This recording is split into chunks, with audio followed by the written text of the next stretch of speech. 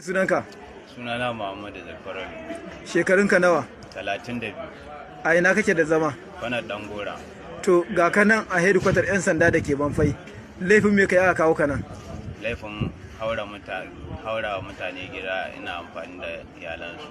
To ya aka kama ka? Na fita zan tafi aikin yin ne aka kama ni. Ba mu labari, ina ka shiga? Na shiga wani gida kenan a lokacin sai gashi ta mata gidan sai ta ga ɗakin yaran da an kashe gulaf sai ta fito.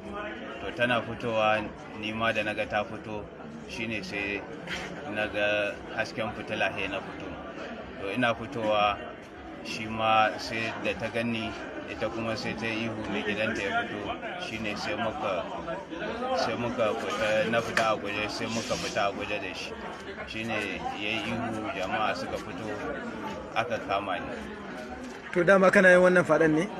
A wannan shekarar Allah ya jarabce ni da fara wannan abu. To a takaice ka yi wa mata kamar nawa faɗe? Za su kai 40. Guda 40? Duka ina da ina? A nan Kwanar Ɗangora.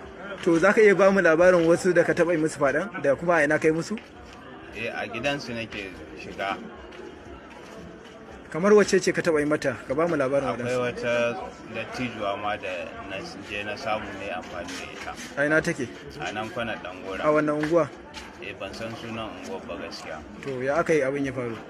Ina da damuna ne na je gidan nata na same ta ita kadai kuma ce a gidan a lokacin ne amfani da ita.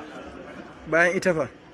Akwai yara haka su ma na yi amfani da su. Kamar 'yan shekara nawa da 'yan shekara nawa? Amma su yaran ina zuwa ne in dan yi amfani na da su, ba ma su ma sun riga sun sani ba, kawai dai zan biya bukata ta dai haka nan in tashi in fice, su ba su san ma na yi amfanin da su ba. Kamar 'yan shekara nawa da 'yan shekara nawa? Eto wasu za su iya kai 10, wasu ba za su iya kaiwa ba. To yanzu gashi mun kama ka, kuma ko shakka babu za mu gurfanar da kai a gaban kotu.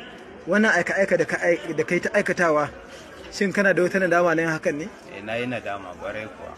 Me ya kiran ka ga matasa irin ka marasa zuciya da ba su da imani suke aikata wannan mugun aika-aika? Akan su zama, ya kamata wannan abu ni da nayi ya zama darasi akan idanun kowa da ni kaina. Wane suna ake gaya maka a garin? Mesket.